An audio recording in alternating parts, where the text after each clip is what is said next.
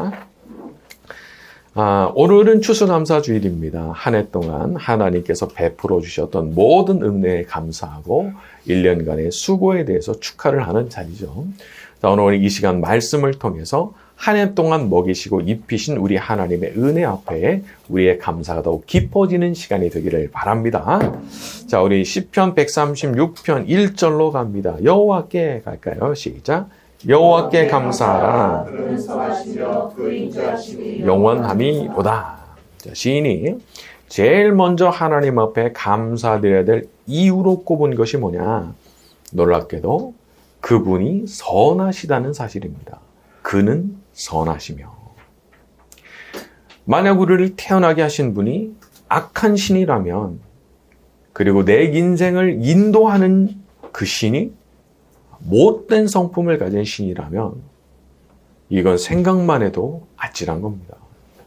내가 얼마나 살아가면서 전전긍긍하겠어요. 그 신을 달래야 되잖아요. 못된 성품을 가졌으니까. 늘 노심초사해야 되잖아요. 특히 무속신앙 같은 경우는 이런 거 많죠. 신령님, 동자님, 선녀님 찾으면서 그 신을 달래려고 애를 많이 쓰면서 살아갑니다.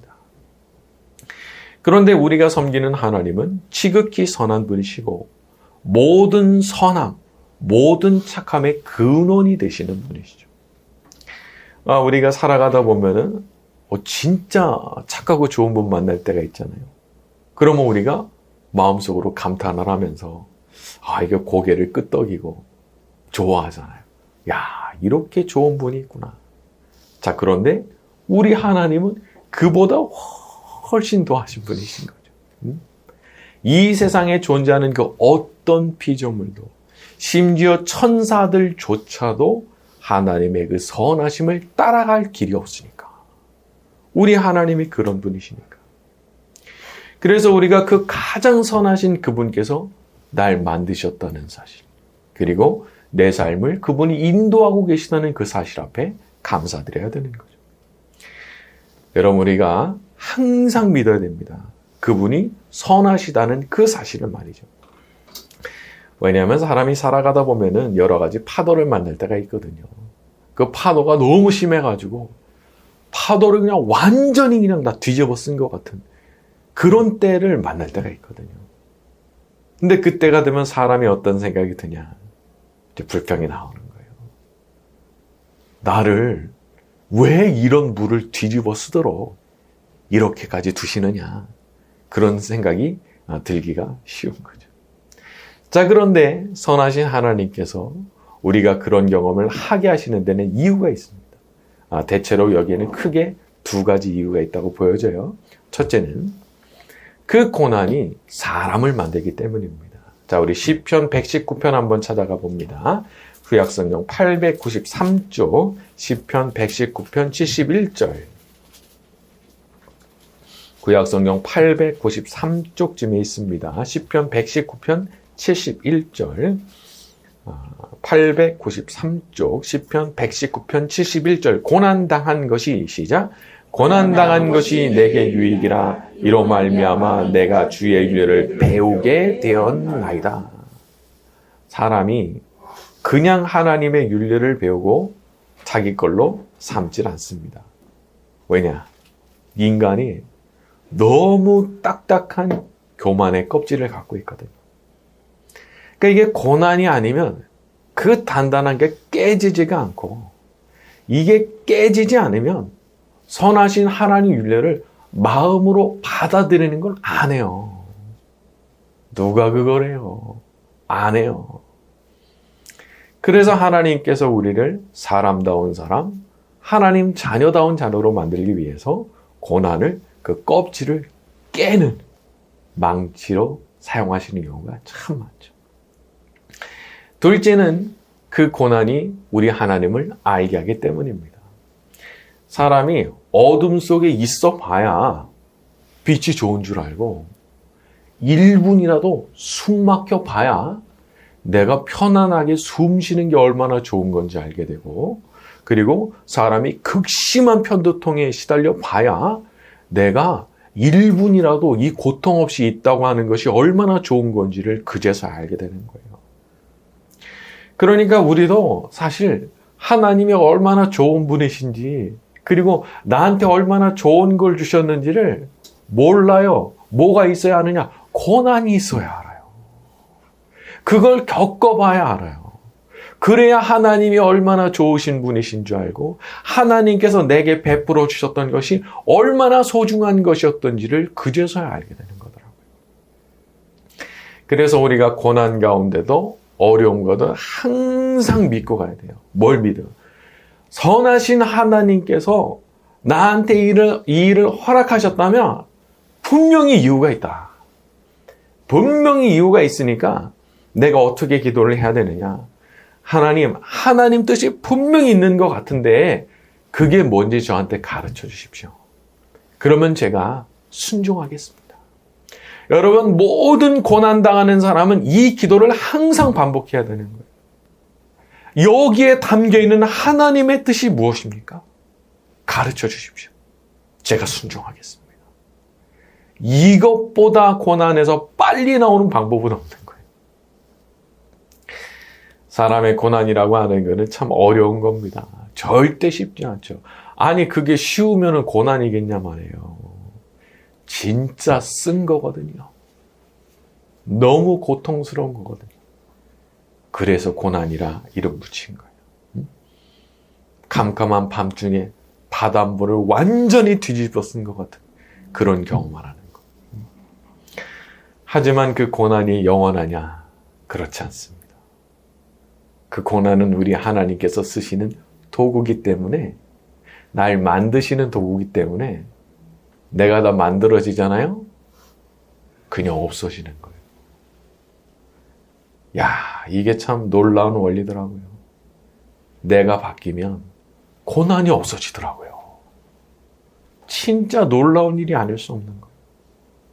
그러니까 고난을 막 탓하고 저 밖에 있는 거를 때리려고 애써봐야 아무 소용없더라고요. 왜? 아니, 고난 주신 이유가 나 바꾸시려는 이유인데 내가 바뀌어야지. 그런데 내가 마음을 딱 바꿔먹는 그 순간, 신기하게도 이게 어느 순간 없어져 버리더라 말이지.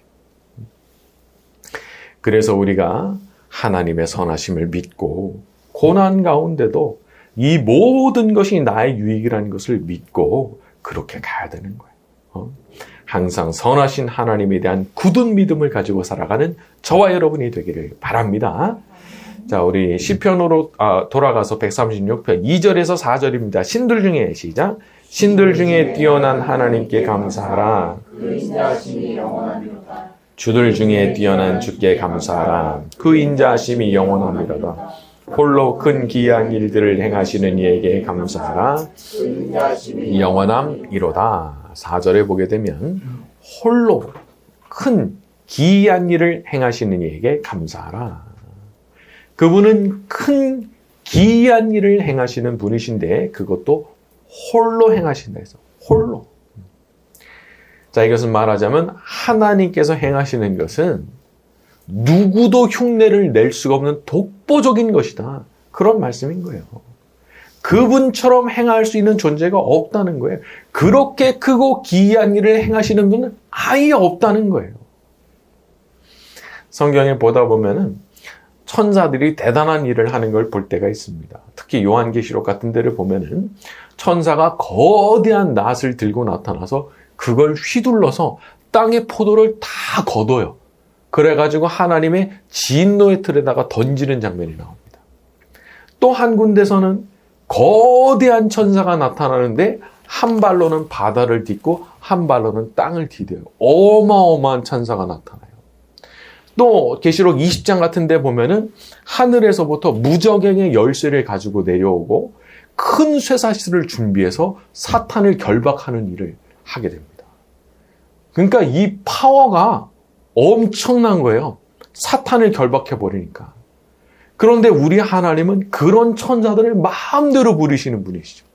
천사는 저 바닥에 있죠. 하나님께서 보실 때는. 그러니까 제가 이 부분을 묵상하다가 야, 내가 이런 하나님 앞에 기도하는 사람이라는 거. 내가 이런 분을 모시고 그 앞에 호소하고 청원을 올릴 수 있고 그분께 은혜를 구할 수 있는 사람이라는 거. 야, 이거 대단한 거구나.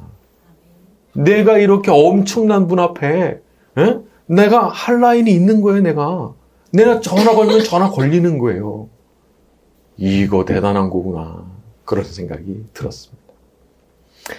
그래서 우리가 기도를 하다 보면은 참 신기해 보이는 일들을 경험할 때가 있죠.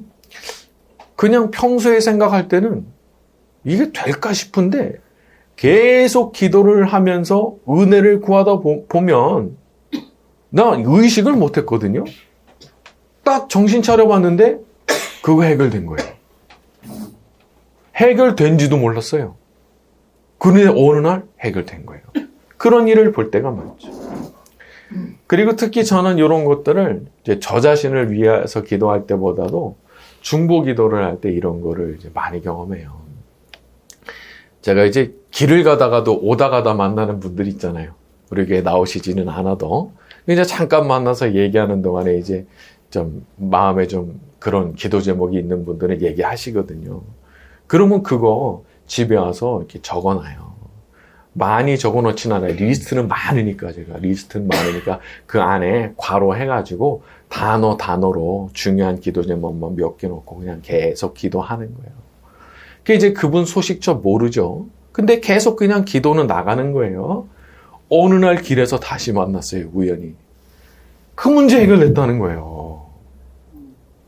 그냥 생각할 때는 너무 심각하기 때문에 이게 될까? 제가 그 얘기를 사연을 들으면서도 이거 큰일 났는데 이게 될까? 근데 해결됐다는 거예요. 그러면 놀라는 거예요. 제가 그렇게 기도를 하는 사람이지만 제가 놀라는 거예요. 다시 한번 교훈을 얻는 거예요. 내가 판단하면 안 되는구나. 여기 안 될 것 같다고 내가 판단하면 안 되는 거구나. 자, 우리 성경 한 구절 찾아봅니다. 에베소서 3장 20절과 21절. 신약성경 313쪽입니다. 에베소서 3장 20절과 21절. 신약성경 313쪽입니다. 에베소서 3장 20절 21절 신약성경 313쪽. 자, 우리 가운데서 시작. 우리 가운데서 역사하시는 능력대로 우리가 구하거나 생각하는 모든 것에 더 넘치도록 능히 하시리에게 교회 안에서와 그리스도 예수 안에서 영광이 대대로 무궁하기를 원하노라. 아멘. 그렇죠. 사도 바울이 말했던 게 똑같은 거예요. 우리가 구하거나 생각하는 모든 것에 더 넘치도록 능히 하시리에게 영광이 대대 영원 무궁하기를 원하노라. 수도 없이 경험한 거예요. 그러니까 저절로 영광송이 터져 나오는 거예요. 그분께 영광이 영원 무궁하도록 대대로 있기를 바란다. 그 말을 그래서 하게 된 거예요. 우리가 기도할 때도 우리 하나님께서 우리의 기도에 그와 같이 응답해 주실 줄로 믿습니다. 자, 우리 시편으로 돌아갑니다. 시편 136편 5절에서 10절 지혜로 시작. 지혜로 하늘을 지으신 이에게 감사하라. 그 인자하심이 영원함이로다. 땅을 물 위에 펴신 이에게 감사하라. 그 인자하심이 영원함이로다. 큰 빛들을 지으신 이에게 감사하라. 그 인자하심이 영원함이로다. 해로 낮을 주관하신 이에게 감사하라. 그 인자하심이 영원함이로다. 달과 별들로 밤을 주관하신 이에게 감사하라. 그 인자하심이 영원함이로다. 애굽의 장자를 치신 이에게 감사하라. 그 인자하심이 영원함이로다. 10절에 애굽의 장자를 치신 이에게 감사하라. 애굽의 장자. 애굽의 바로는 무려 9가지 재앙을 때려 맞고도 이스라엘을 놔주지 않았습니다. 하지만 마지막 재앙, 애굽의 모든 장자가 죽임을 당하는 그 재앙을 당하고서는 이스라엘을 이제 놔줬죠.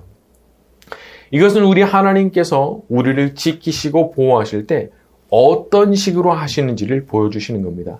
끝까지 하시는 거예요. 한 번, 두 번에 안 돼요? 3번, 4번, 5번, 6번, 7번, 8번, 9번, 10번까지 가는 거예요. 안 놔? 내가 너 놓을 때까지 내가 너 치는 거야. 이건 비유하자면은 새끼가 다른 동물한테 물려갔을 때 그거 뺏어오려는 사자와 같은 거죠. 사자가 왜 포기를 해요? 뭐가 무서워서 포기를 해요? 끝까지 가서 그거 뺏어오는 거예요. 출애굽기 4장 같은 데 보면은 하나님께서 이렇게 말씀하시거든요. 바로한테 가서 전해라. 이스라엘은 내 장자라. 네가 놔주기를 싫어하고 가만두냐? 내가 너 장자 죽인다. 그렇게까지 말씀하시거든요. 그러니까 우리 하나님께서 우리를 어떻게 생각하시는 거예요? 자녀로 생각하시는 거예요. 자녀라고. 아니 세상에 어떤 부모가 내 새끼가 납치를 당했는데 가만히 있어요. 지구 끝까지라도 쫓아가는 거지. 정상적인 부모라면. 근데 우리 하나님도 우리에 대해서 같은 마음을 갖고 계시다는 거예요. 안 놔? 내가 너 가만 안 둬. 그런 정도로 우리에 대해서 깊은 마음을 품고 계시는 거죠. 우리에게도 만약 위태로운 일이 발생한다면 그때와 같이 우리 하나님께서 우리를 위해서도 이런 일을 행하실 줄로 믿습니다. 자, 오늘의 마지막 부분입니다. 쭉 넘어가서 25절과 26절로 갑니다. 모든 육체에게 시작. 모든 육체에게 먹을 것을 주신 이에게 하늘의 하나님께 감사하라. 자, 맨 마지막으로 언급되는 부분이 먹을 것을 주신 분이라는 사실입니다. 모든 육체에 먹을 것을 주시는 이에게 감사하라. 모든 육체는 먹지 못하면 죽습니다. 사람도 죽고 짐승도 죽고 안 먹으면 못 먹으면 죽죠. 우리가 뭔가를 먹어야 산다고 하는 사실은 우리가 얼마나 의존적 존재인가를 가르쳐줍니다. 의존적 존재. 그러니까 뭔가에 기대지 않으면 살 수가 없는 거예요. 뭔가에 의지하지 않으면 살 수가 없는 거예요. 그런데 하나님은 그 모든 육체에게 먹을 걸 주시는 분이시라는 거예요. 성경 마지막으로 한 군데만 더 찾아볼게요. 신명기 8장으로 갑니다. 신명기 8장 16절에서 18절. 구약성경 275쪽. 신명기 8장 16절에서 18절입니다. 신명기 8장 16절에서 18절. 구약성경 275쪽쯤에 있습니다. 신명기 8장 16절에서 18절. 내 조상들도 시작. 내 조상들도 알지 못하던 만나를 광야에서 내게 먹이셨나니 이는 다 너를 낮추시며 너를 시험하사 마침내 내게 복을 주려 하심이었느니라. 그러나 내가 마음에 이르기를 내 능력과 내 손의 힘으로 내가 이 재물을 얻었다 말할 것이라. 내 하나님 여호와를 기억하라. 그가 내게 재물 얻을 능력을 주셨습니다. 이같이 하심은 내 조상들에게 맹세하신 언약을 오늘과 같이 이니라. 17절에 보면 내가 마음에 이르기를 내 능력, 내 손의 힘으로 이 재물을 얻었다 말할 것이지만 18절 그가 내게 재물 얻을 능력을 주셨다는 그 사실을 잊지 말아라 말씀하는 거예요. 우리가 한 해 동안 지나오면서 얻었던 모든 것들이 사실은 그런 거죠. 내가 뭔가를 벌고 뭔가를 얻을 수 있었다면 하나님께서 그 능력을 주셔서 받게 된 거지. 내가 애초부터 그런 능력이 있던 게 아니죠. 구약 성경에 느부갓네살도 아주 교만한 말을 그냥 막 팍팍 내다가 정신이 나가버렸죠. 그 대제국을 건설할 정도면 머리가 얼마나 좋겠어요. 보통 머리가 아닌 거예요. 제가 이제 가끔 이제 유튜브 같은 데서 강연하시는 분들도 볼 때가 있는데 한 분에서 정말 대단한 업적을 이루신 분들에게 말을 들어보면은 뭐 눈빛이 다르고 뭐 어떤 분은 제가 볼 때 야, 이게 보통 기운이 아니다 싶은 분들이 있어요. 근데 사실 느부갓네살은 더한 사람이죠. 근데 그 사람이 하나님께서 고만한 말을 내뱉는 그 순간 총명을 싹 드러내시니까 광인이 된 거예요. 미쳐버린 거예요. 누가 감히 내 능력으로 내 손으로 그걸 벌어들였다 그런 말을 할 수가 없는 거예요. 이거 뺏어가시는 순간 바보 되는 거니까. 뭘 할 거예요? 아무것도 못하는 거예요. 그러니까 우리가 이런 말씀 앞에 서면은 겸손할 수밖에 없는 거예요. 모든 걸 다 주셨구나. 하나님께서 은혜로 내가 이렇게 먹고 살 수 있게 해주시는구나. 오늘 우리는 추수감사주의를 맞이했습니다. 모쪼록 올 한 해 동안 우리에게 먹을 것, 입을 것을 제공해 주시고 그 얻을 능력을 주신 하나님 앞에 더욱 감사하고 그 하나님 믿고 더욱 담대하게 살아가는 저와 여러분이 되기를 예수님의 이름으로 축원합니다. 네.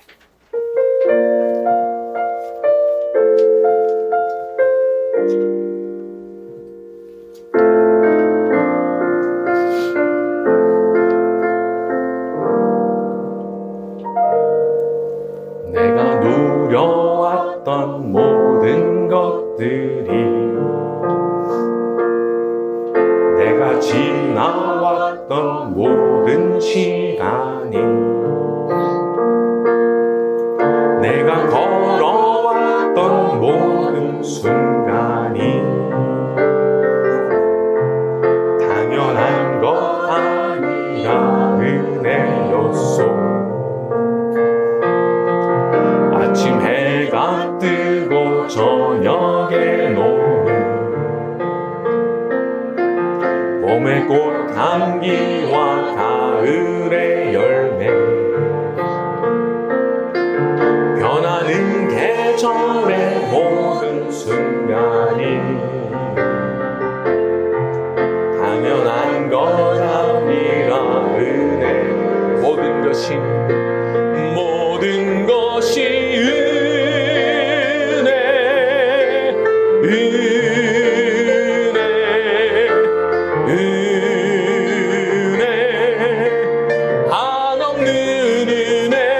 내 삶에 당연한 것 하나도 없었던 것을 모든 것이 은혜였소. 내가 이 땅에 태어나 사는 것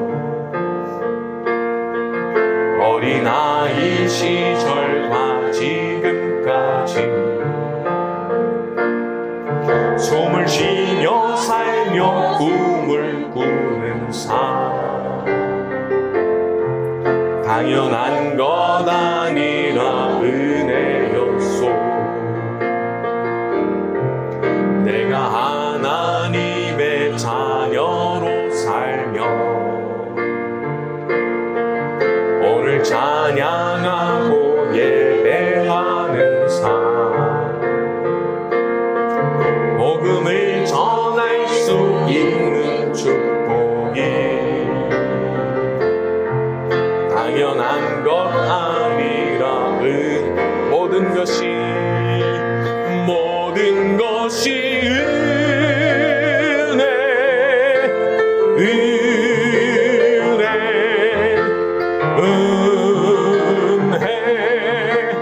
한없는 은혜 내 삶에 당연한 것 하나도 없었던 것을 모든 것이 모든 것이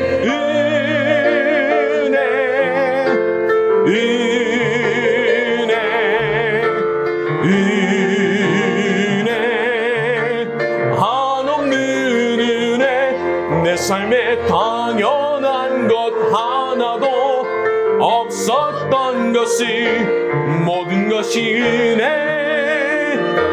한 번 더 갑니다. 모든 것이